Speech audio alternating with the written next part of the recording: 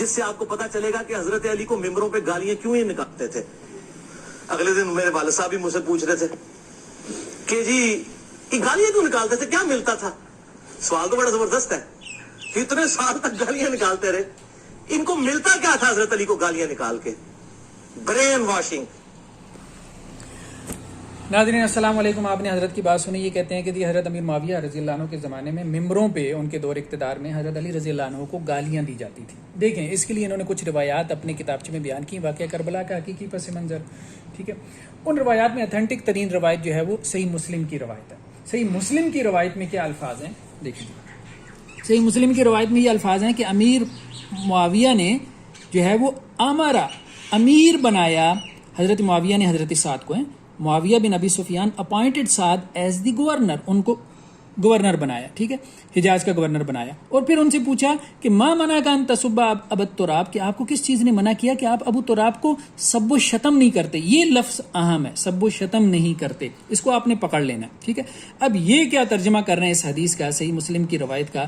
یہ کہہ رہے ہیں جی حضرت معاویہ نے سعد بن ابی وقاص کو حکم دیا, حالانکہ حکم نہیں دیا تھا, یہ تاثر دے رہے ہیں کہ گالی دینے کا حکم دیا.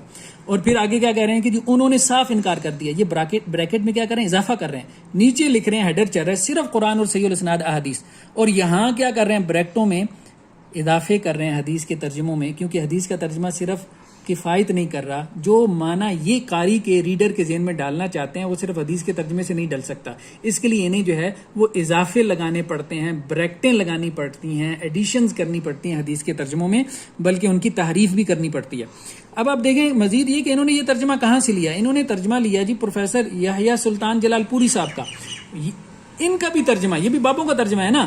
اب یہ ترجمہ بھی اس میں انہوں نے جو ہے وہ کیا کی, ڈنڈی ماری ہے. یہاں ترجمہ دیکھیں جو ہے وہ مولانا عبدالعزیز علوی صاحب کا, کیا ہے کہ حضرت معاویہ نے حضرت سعد کو کیا کیا, امیر مقرر کیا, اور ساتھ میں کیا ہے کہ ساتھ میں کہا کہ ابو تراب کو خطا کار قرار دینے سے کون سی چیز روکتی ہے. یہ اہم ترجمہ ہے.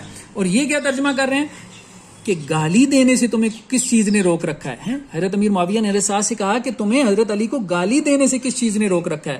یہ سب و شتم کا ترجمہ کر رہے ہیں, گالی دینا, یہ لفظ اہم ہے. ٹھیک ہے, الفاظ کیا ہیں, ان تصب, کہ تم سب و شتم کرو. اس لفظ کے کیا معنی ہیں. ٹھیک ہے, یہ اب دیکھیں, یہ ایک اور حدیث سے آپ دیکھیں, حدیثوں سے واضح ہوگا نا کہ سب و شتم کے کیا معنی ہیں. حضرت امیر المومنین حضرت عمر رضی اللہ عنہ کے پاس جو ہے وہ حضرت عباس اور حضرت علی ہے, دونوں چچا بھتیجے ہیں رضی اللہ عنہما, اہل بیت میں سے ہیں. ان کا جھگڑا ہو گیا زمین کے کسی ٹکڑے کے مسئلے پہ. ٹھیک ہے, تو حضرت عباس نے کہا کہ اے عمر, آپ میرے اور ان کے درمیان, بلکہ ان کو ظالم بھی کہا حضرت علی کو, ان کے درمیان آپ فیصلہ کر دیں. استبا, پھر الفاظ کیا ہیں, استبا, یہ وہی مادہ ہے, روٹ ورڈ اس کا وہی ہے, باب افتعال سے, بلکہ یہ ہوتا ہے زیادہ اہتمام سے جو ہے وہ سب و شتم کرنا. باب افتعال کا یہ خاص ہے. تو دونوں نے ایک دوسرے کو سب و شتم کیا. ٹھیک ہے, اہتمام کے ساتھ جو ہے وہ سب و شتم کیا. اب یہاں پہ بھی آپ اس کا معنی گالی کریں نا, آپ کبھی بھی نہیں کریں گے کہ حضرت علی نے حضرت عباس کو گالیاں دی اور حضرت عباس نے حضرت علی کو گالیاں دی. ٹھیک ہے, اس کے بعد دیکھیں اللہ کے رسول صلی اللہ علیہ وسلم نے یہ بات کہی ہے, صحیح مسلم کی روایت, یہ کل بھی گزری تھی. آپ صلی اللہ علیہ وسلم نے فرمایا کہ جس مسلمان کو بھی میں سب و شتم کروں, یہ سبب تو کے الفاظ ہیں. اب اللہ کے رسول کیا گالیاں دیتے تھے. دیکھیں سب و شتم کا یہ معنی ہی انہوں نے غلط کیا ہے, گالی. اور اس سے جو ہے وہ جو پنجابی کی گالیاں انسان کے ذہن میں آتی ہیں تو انسان جو ہے وہ حیران رہ جاتا ہے کہ حضرت امیر معاویہ کیا کرتے تھے. تو یہ ترجمہ جو ہے وہ بالکل غلط انہوں نے کیا ہے سب و شتم کا. ایک تو انہوں نے ترجمے میں جو ہے وہ تعریف کی ہے کہ حضرت امیر معاویہ نے حضرت سعد کو جو ہے وہ گورنر بنایا تھا, انہوں نے کہا کہ جی نہیں گورنر نہیں بنایا, حکم دیا گالی دینے کا. دوسرا بریکٹس میں اضافہ کیا. تیسرا یہ کہ سب و شتم کا معنی جو ہے وہ گالی کرنا کیا ہے, حالانکہ سب و شتم کا معنی صحیح حدیث کی روشنی میں جو ہے وہ گالی نہیں بنتا. اگر یہ گالی بنتا ہے تو پھر معاذ اللہ رسول اللہ صلی اللہ علیہ وسلم بھی گالیاں دیتے تھے, پھر معاذ اللہ حضرت عباس اور حضرت علی بھی ایک دوسرے کو جو ہے وہ گالیاں دیتے تھے.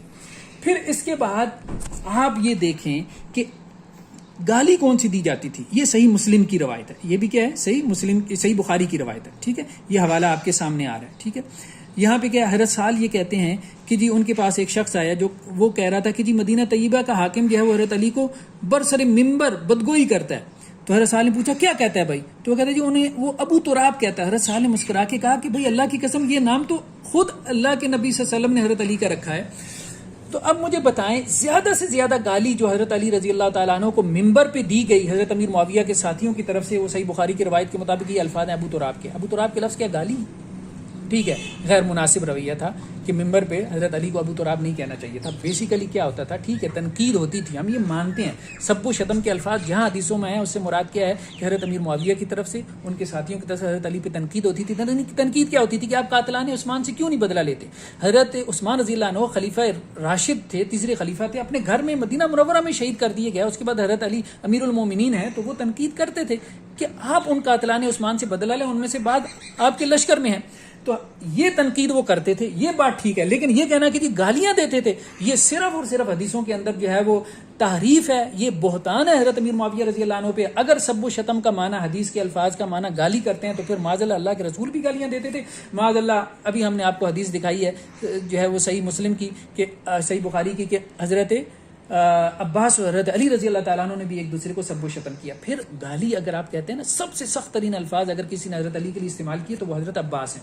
یہ آپ حدیث دکھائیں گی. یہ صحیح مسلم کی روایت ہے کہ جب یہ حضرت علی اور حضرت عباس جو ہیں وہ آئے اللہ کے رسول صلی اللہ علیہ وسلم کے پاس، جب یہ حضرت عمر رضی اللہ تعالیٰ عنہ کے پاس آئے ہیں اپنا فیصلہ کروانے کے لیے، تو حضرت عباس نے کیا کہا کہ میرے اور اس کے درمیان، علی کے درمیان فیصلہ کریں جو کہ جھوٹا ہے، گناہ گار ہے، خائن ہے اور عہد شکن ہے. امیر المومنین میرے اور اس جھوٹے گناہ گار، عہد شکن اور خائن کے درمیان فیصلہ کرتے.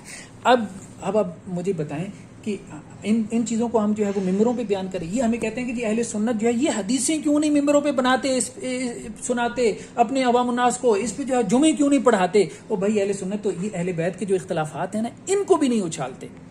اہل بیت کے حوالے سے جو صحیح حدیثوں میں آ گیا نا ان پہ بھی جمعے نہیں پڑھاتے. مطلب مرزا صاحب آپ کی مثال اس بیوقوف جو ہے وہ اسٹوپڈ مولوی کی سی ہے کہ جو ایک جمعہ پڑھاتا ہے واسا آدم اور ربہ فغوا، آدم نے جو ہے اپنے رب کی جو ہے وہ نافرمانی کی اور پھر ان کو زمین پہ بھیج دیا. دوسرا جمعہ اس نے پڑھا دیا وظنون ذهب مغاضبا، حضرت یونس علیہ السلام جو ہے وہ بپر کے غصے میں آ کے اللہ کی مرضی کے بغیر اپنی قوم کو چھوڑ کے چلے گئے. تیسرا جمعہ اس نے پڑھا دیا موسیٰ علیہ السلام پہ فوقذا موسیٰ فقد آ رہے اور موسیٰ نے مکہ مارا، اگلے قبطی کو قتل کر دیا اور کہا کہ جی یہ شیطانی کام ہے. چوتھا جمعہ پڑھا عبس و تولی، اللہ کے رسول نے جو ہے وہ منہ پھیر لیا اور تیوری چڑھا لی. ابن ام مکتوم کو جو ہے وہ آپ صلی اللہ علیہ وسلم نے جو ہے وہ انٹرٹین نہیں کیا.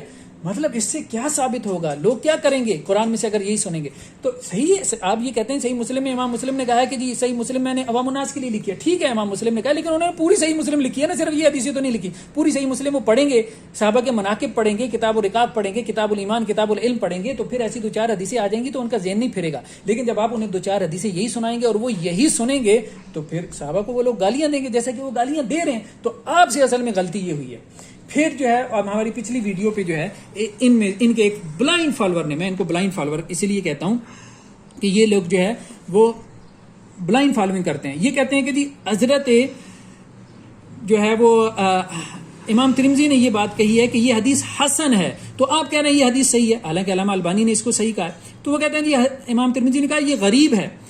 حالانکہ ان بیوقوفوں کو یہ نہیں پتا، یہ غریب حدیث سمجھ بیٹھے ہیں کہ جی یہ ضعیف ہوتی ہے. صحیح بخاری کی پہلی روایت غریب ہے. غریب اس حدیث کو کہتے ہیں جس کی سند میں ایک راوی ہو. ٹھیک ہے، تو حدیث غریب جو ہے وہ صحیح روایت ہوتی ہے. اسی طرح جو ہے علامہ البانی نے جو اس کو صحیح کہا ہے تو اس کا مطلب یہ نہیں کہ دونوں کے بیانات میں تضادات ہے. امام ترمذی کہہ رہے ہیں یہ اس سند سے یہ روایت حسن ہے، لیکن دوسری سندوں سے بھی یہ روایت دیکھیں تو یہ روایت صحیح بن جاتی ہے، جیسا کہ نیچے پوری تحقیق موجود ہے علامہ البانی کی. ٹھیک ہے، پھر آپ ایک اور روایت دیکھیں صحیح ابن حبان کی. امام جو ہے علامہ البانی نے اس کو کیا کہا؟ صحیح لغیری ہے کہ اللہ کے رسول نے کہا کہ اللہ معاویہ کو کتاب اور حساب کا علم سکھائے اور اللہ تعالیٰ معاویہ کو عذاب سے بچائے. پھر یہ کہتے ہیں کہ جی آپ یہ کہتے ہیں کہ جی قرآن مجید میں ہے کہ اللہ تعالیٰ نے ان سے وعدہ کر رکھا ہے حسنہ کا، اور آپ نے حسنہ کا ترجمہ جو ہے وہ کیا کیا؟ جنت کیا. یہ حسنہ کا ترجمہ آپ نے جنت کیسے کر دیا؟ بھائی یہ افعل تفضیل کا صیغہ ہے، تفضیل الکل اس کو کہتے ہیں، سپرلیٹو ڈگری ہے. عربی کے الف بھی آپ کو آتی نہیں ہے تو اس کا مطلب کیا ہے؟ سب سے بہترین بھلائی. سب سے بہترین بھلائی کیا ہو سکتی ہے جو اللہ تعالیٰ نے صحابہ کو دی ہے؟ ٹھیک ہے، وہ سب سے بہترین بھلائی جو ہے وہ جنت ہے. جیسے احمد رضا خان نے اس کا صحیح ترجمہ کیا یہاں پہ کہ جنت کا اللہ تعالیٰ نے جو ہے وہ ان سے وعدہ فرمایا.